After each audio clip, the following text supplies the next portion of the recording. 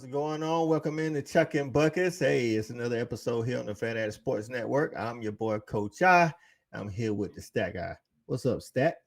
Hey man, just finishing up watching the Lady Gamecocks pick up another dub here on a beautiful Easy, Friday night. Just some easy. just some easy money.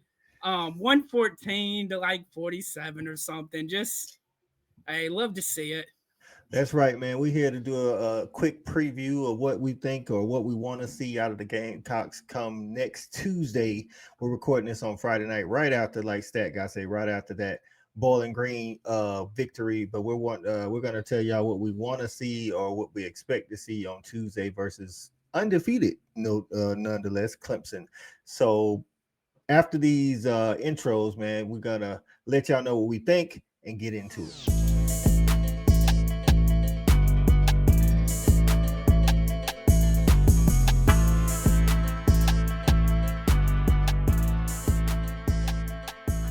Well, Coach Chucking Buckets. You know how we get down, man. Just to let you know, today's episode brought to you by Swipe Fast. That's swipe with a Y. Swipe Fast. If you're looking for a way to keep majority of that hard-earned profit, you know what I'm saying, and still continue to grow your business, check out Swipe Fast. It's a merchant services company that's got over 26 years of combined experience helping businesses of all sizes, man, with debit card, credit card processing, things of that ways, in the most efficient and cost saving ways, man. So whether you're a restaurant, retail store, e-commerce, or you process business to business payments, Swipe Fast has a solution to fit all the needs, man. You can visit them at swipefast.com. That's swipe with a Y, fast.com. Or you can just call them at 1-800-597-0713. No strings attached and get you a cost analysis. Don't forget about ask about that revolutionary pricing cash discount too, man. It's saved business owners up to 99% of the current processing fees. Let them know Chuck and Bucket sent you, man. Now back to the regular scheduled program. All right, man. Appreciate y'all joining us. Listen, again, this is Coach I and the Stat Guy, Chuck and Buckets. Down a third member, our guy KB, off doing grown folk business. But we here to hold it down. If you're new to the channel, welcome in. Here on the Fat Ass Sports Network, we talk all SEC basketball and football. But this particular podcast, this particular show, Chuck and Buckets, is dedicated to the Lady Gamecocks of South Carolina and those SEC women's basketball teams that are trying to stand in the way of another SEC crown and possibly another natty run. That's right. So, all right, man. Stat, quickly, man. Tell me what you liked about the easy dub over Bowling Green. Yeah, I mean the probably the biggest things that jump out. You look, Joyce went over 20. Oko with the double double, something we had mentioned we wanted to see on our live this past week. And then look at the diaper dandies doing big girl things. Those two girls are going to be fun to watch this year, and they might just be special. That's right. Shout out to one of our viewers and subscribers, Mr. SC Brett. He brought up the fact that he wanted to see Joyce do better against other top competition. I know Bowling Green is in top competition, but like you said, she did go over 20. I want to say she ended up with 24, if I'm not mistaken. So shout out to Joyce for not smoking a whole bunch of layups like she did against Grand Canyon. We knew it was the opener, but we expect more from Joyce. Shout out to Oko. Code out here. I think KB called for her to get more rebounds. She only had 4. I know she had some foul trouble, in the Grand Canyon game, but she came out tonight, gave us that double double. That's I feel like that's all that the Gamecocks need from her this year. 12 and 12. Replacing what we knew Chloe to be a solid double double. We could always count on Chloe to do that. And you're right, those diaper dandies, McDowell and McKeer. Listen, they continue to improve. And now, talk about on the injury front. You got, of course, Maddie set out, just as I think it was more of a precaution. She probably could have won if it was a tougher opponent. And then tonight, McKeer kind of rolled her ankle. Hopefully, she did finish the free throws. She was 1 for 2 after that, but and then she kind of hobbled off the court. So hopefully, that's not too bad. But overall, man, I think the Gamecocks are figuring it out, getting their chemistry together. That's what I think you saw tonight against the Bowling Green. What are they, the Owls or something like that? I don't know. Oh, no, they're like some kind of bird or something. But yeah, I think the Gamecocks just showed more of the cohesiveness coming together. Of course, we already know what Raven and Latson look like, together. So more of the same tonight. I thought the defense overall obviously was good, but some of that was helped out by a bad shooting performance by Bowling Green. Talk about that, Stat. Yeah, I mean, as coaches, when we say we want to see them run off the 3-point line, just because somebody is in the screen or is getting out there as the three's getting shot doesn't necessarily mean that it's not a great look. And so tonight you saw Bowling Green got a lot of really good looks. They just didn't knock them down. And so the perimeter defense has kind of been the Achilles heel for South Carolina the last couple years. And they're going to have to clean it up before SEC play.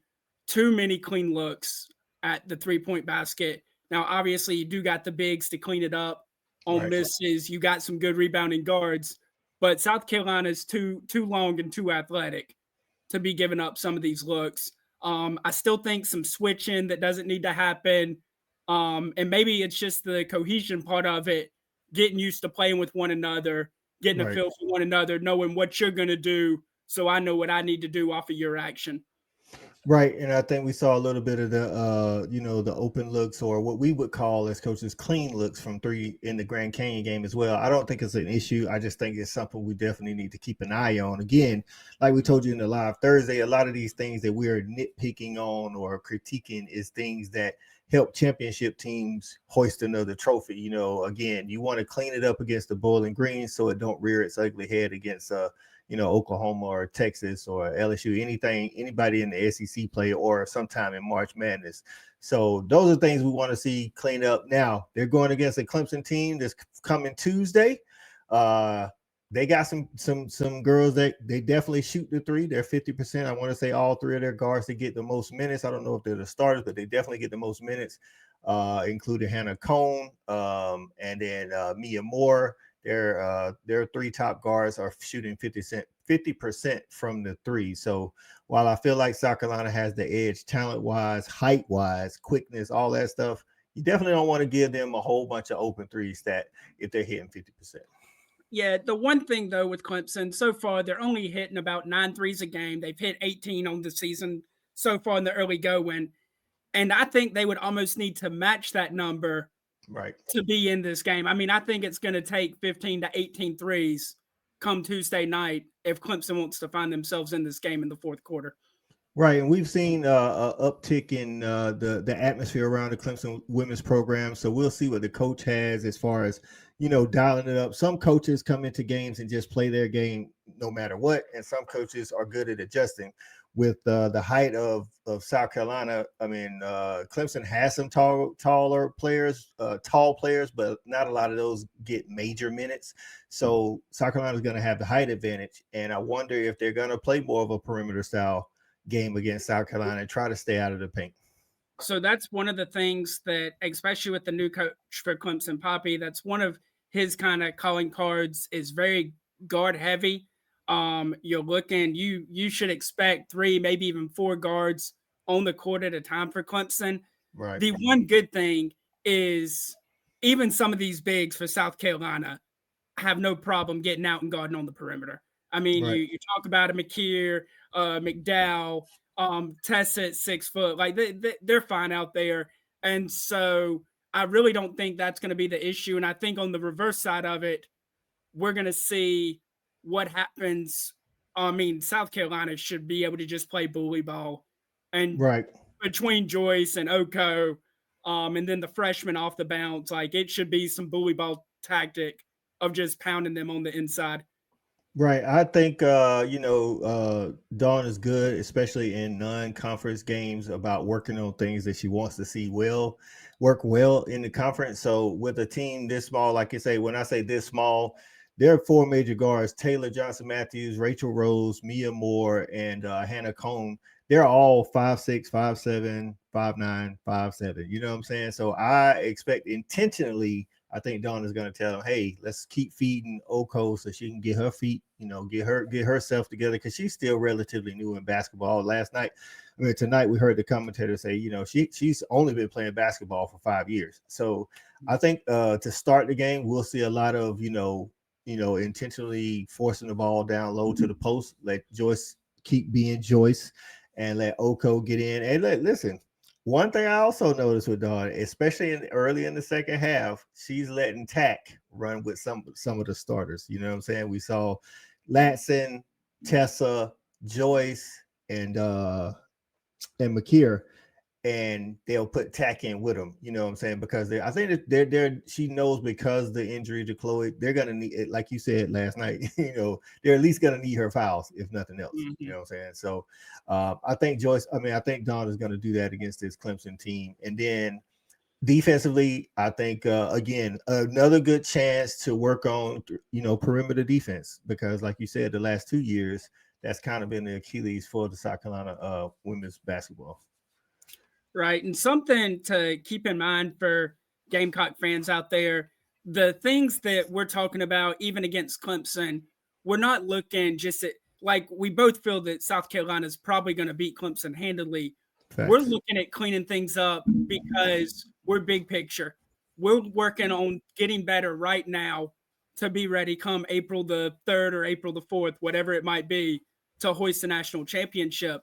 And if you want to be a great basketball team, you have to do little things very, very well. And so that's the thing, is like, we might be hard on them after the game and they might win by 40, because we're going to nitpick them, because we want them to be at their best, not just in March, but all year long, because you need to know you have that in you.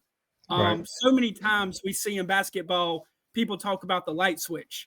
Oh, well, South Carolina can just flip the light switch on when they want to and go out and do what they need to do. Well, if they haven't shown that, I don't know if they have the light switch. Or I want to start seeing some of these things now, to when we play the Texas and the LSU, we're not worried about the light switch. The light switch already on. We got the clap automated, where we clapping coming out the tunnel and the lights are on. Let's go get it. That's right. And I think Tessa has shown that. She's definitely come on. Again, we know Lasson can go get it when she needs to. Tessa's been consistent in these first 2 games. I want to see more of that. I want to see more consistency to keep going. I think that's good mentally for her. You know what I'm saying? So it's, again, we're not tournament Tessa anymore. We're all season long Tessa. So, all right. I don't know if there's a spread out or anything, but tell me how you see this game going and what you think the score might be. Yeah, so you look last year, I believe, at Clemson, the final was 77-45, somewhere in there. I think that South Carolina probably wins this game, high 80s. So I'll go like 88, and Clemson's probably going to get about 54. So it's going to be a comfortable 30-piece win. And one last thing to watch out for, while I've been hard on her all off season, Raven Johnson quietly moved to 8th all-time in the assist list. She is first all-time in program history on the assist to turnover rate. Mm-hmm. And if she does what she does, she will be 3rd all-time in assist when it's all said and done in her Gamecock career. So, hey, go out there, get you. Shout out to Raven for the double-double tonight. Go give me another one against Clemson, and let's blow these chumps out. We always hate Clemson. That's right. So I'm with you. I think this is a comfortable win for South Carolina, and I do think this version of South Carolina, I think the primary focus, or the angle, so I say the main talent, unlike the championship years, is actually in the backcourt. So I think it's going to take a really good defensive team to keep South Carolina from hitting the 80-point mark in any game this season. And currently, again, we haven't seen enough basketball to know if there is a team out there that can do that, but we'll see as the season goes. So I think this is, like you said, it's going to be something like a 85, 57, something like that. If they don't 30-piece them, it's going to be like 27, 28. So, hey, man, we just wanted to get in here, give y'all a quick preview of what we thought might happen in the Clemson game, what we want to see.